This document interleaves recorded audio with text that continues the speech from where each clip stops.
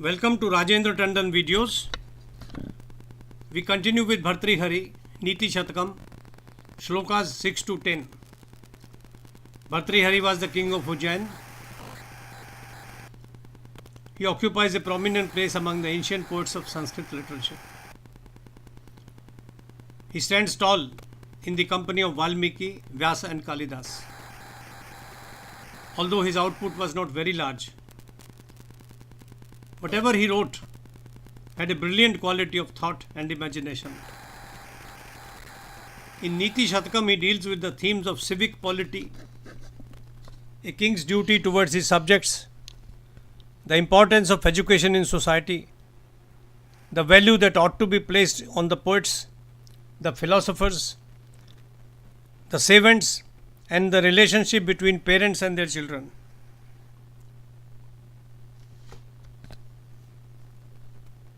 Between husbands and wives, between friends. Nitishatakam is a book of manners for kings and commoners alike, for the learned and the idiots, for the prosperous and the paupers, and for the wise and the fools. The advice given in Nitishatakam is as relevant today as it was when the book was written. Bhartrihari asserts the supremacy of learning over kingly power and wealth. It's a remarkable thought. The learned man is more important than the king. In Nitishatakam, the poet stands taller than the king and has the guts to tell the king to mind his own business. Every stanza of Bhartrihari reads separately. There is no continuity, not necessarily, even if there is one. They can all be enjoyed singly.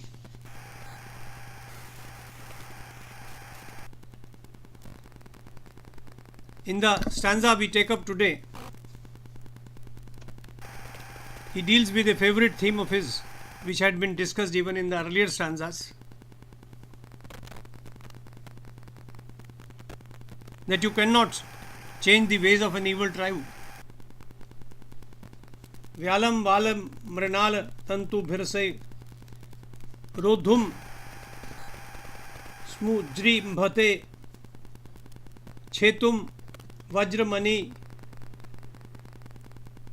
shirisha kusuma prantena sanhayyate madhurya madhu binduna rachitum ksharam ambud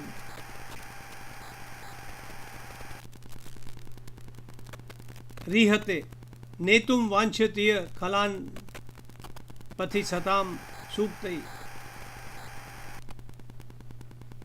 sudhasyan divi. Your wise and sweet counsel, writes the poet, is wasted when you strive to change the ways of the evil tribe.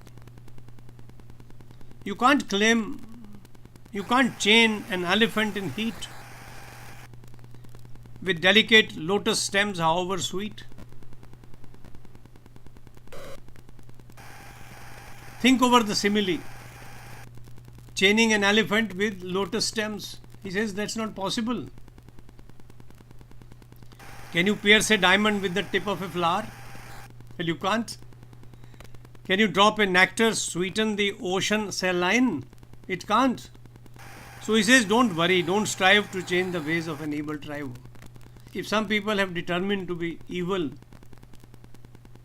or bad habits, just ignore them.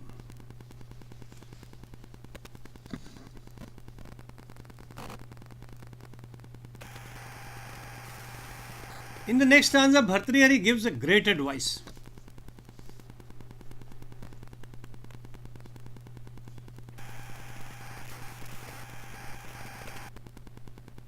He says if somebody is foolish, he should keep shut. He should not open his mouth.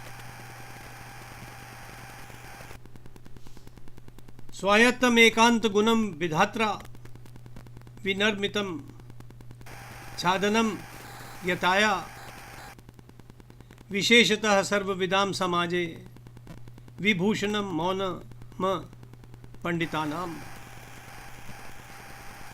It's a gift divine, he says. for the fools to hide their ignorance sublime. Keep shut your mouth, you are your master. Hide or reveal at your pleasure what you know and what not. And listen to the line which follows. In the assembly of the wise, let silence be your robe of grace and surprise. Remarkable thoughts. Just remarkable. Shut up when you are in the company of the wise. Don't open your mouth. You might commit some blunder, some mistake, or at which people would laugh.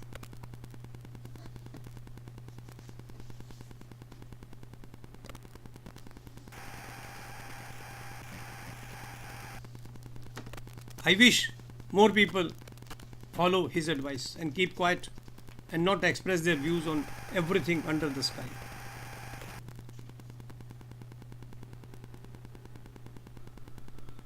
In the next one, Bhartrihari brings out a real aspect of one's life. We all think we are very wise till we realize that we are not.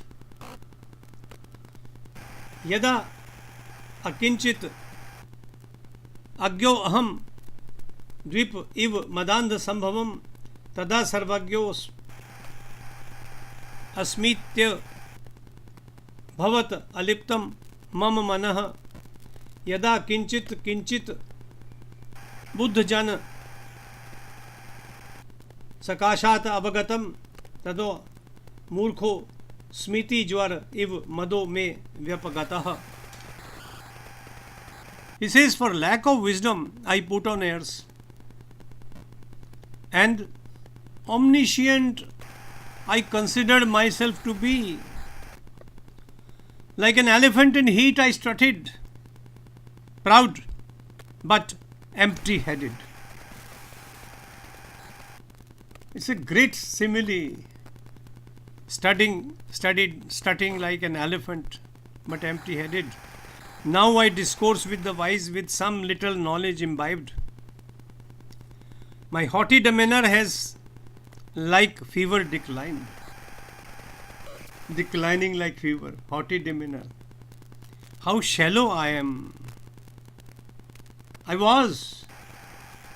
I have now realized. This is a stanza for humility. You are a learned man, still there are people who are more learned than you. Don't consider yourself omniscient. You are empty-headed like an elephant in heat.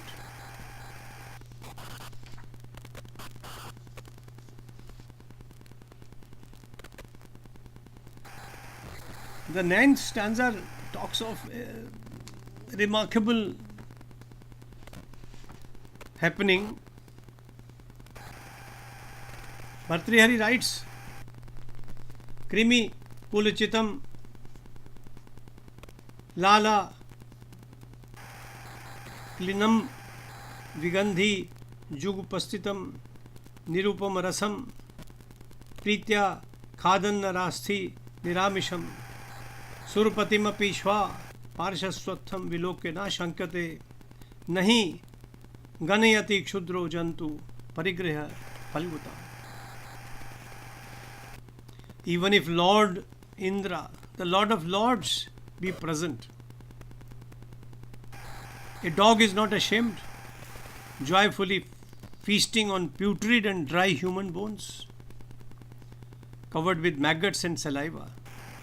Like him, a fellow mean and despicable craves and demeans himself to seek favors, however petty and worthless.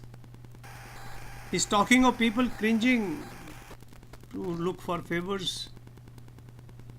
He says that's like a dog feasting on putrid and dry human bones. Why be like that? Have some self-respect. Stand up, face the world, work hard, achieve something, and you would be somebody.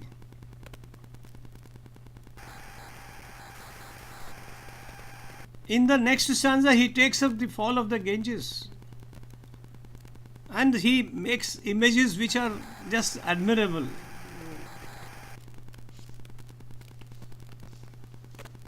Shirah Sharvam Swargat Patit Shirsta Tatakshiti Dharam Mahidrat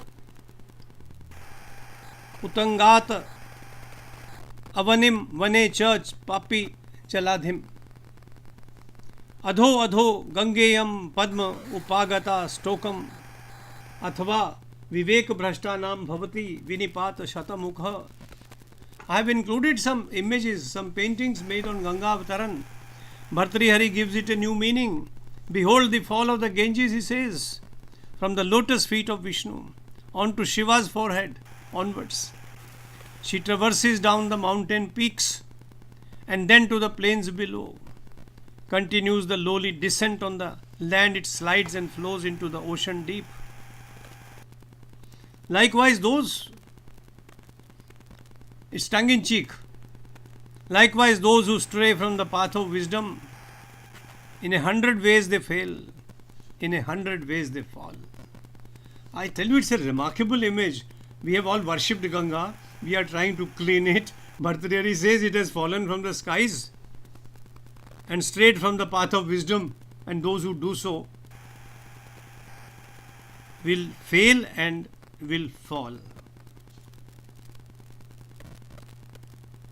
According to the Hindu mythology, the sacred river Ganges rose at the feet of Vishnu, flew through the heavens and landed upon the head of Shiva. Therefrom she descended onto the earth and flowing down the Himalayan slopes, running through the Gangetic plains, she merged with the ocean in the Bay of Bengal. Got dirty on the way with slime, excreta and what not. Wash of the leather. So Bhartrihari says, don't fall from your ideals. That is the meaning of this shloka. Thank you for listening to me. We shall meet you again in a few days with more shlokas.